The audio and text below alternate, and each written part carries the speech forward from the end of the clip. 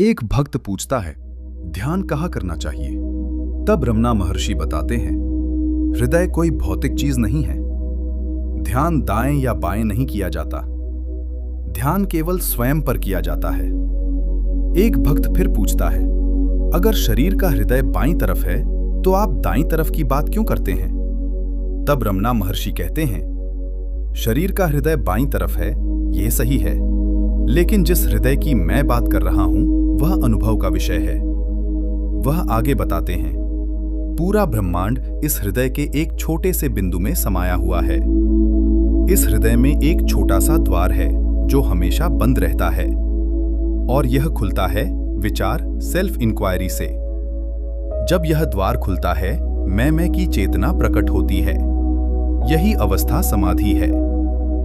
एक भक्त फिर पूछता है, भगवान हृदय में कैसे रिमेन सकते हैं? तब रमना महर्षि कहते हैं, जैसे तुम कहते हो मैं शरीर में रहता हूं, उसी तरह कहा जाता है भगवान हृदय में रहते हैं। वह समझाते हैं, असल में हृदय कोई स्थान नहीं है, यह केवल समझाने का एक तरीका है।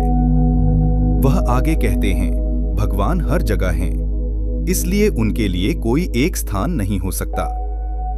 वह उदाहरण देते हैं, जब हम गहरी नींद में होते हैं तब हम न शरीर को जानते हैं न दुनिया को, फिर भी हम होते हैं। लेकिन जैसे ही हम जागते हैं हम खुद को शरीर मान लेते हैं।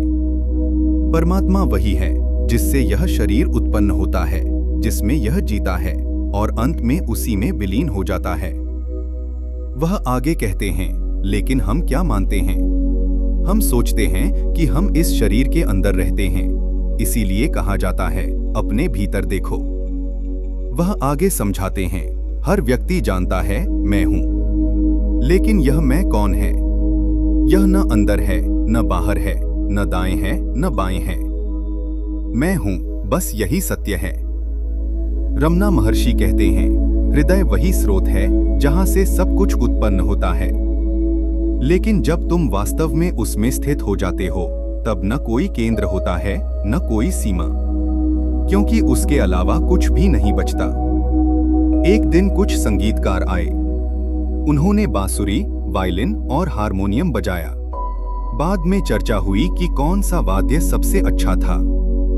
तब रमना महर्षि कहते हैं, मैंने केवल हारमोनियम को सुना, क्योंकि उसकी एक समान लगातार धुन मन को स्वयं में स्थिर कर देती है। एक भक्त पूछता है, हम वास्तव में कौन हैं? तब रमना महर्षि कहते हैं, तुम यह शरीर नहीं हो, तुम शुद्ध चेतना हो। वह आगे समझाते हैं, सच्चा त्याग क्या है? यह नहीं कि तुम एक जगह छोड़कर दूसरी जगह जाओ या दुनिया छोड़कर मन की दुनिया में खो जाओ। सच्चा त्याग है स्वयं में स्थिर हो जाना। रमना महर्षि कहते हैं, जीवन की सारी घटनाएं, जन्म, मृत्यु, रिश्ते, सब कुछ उसी सो रहा है।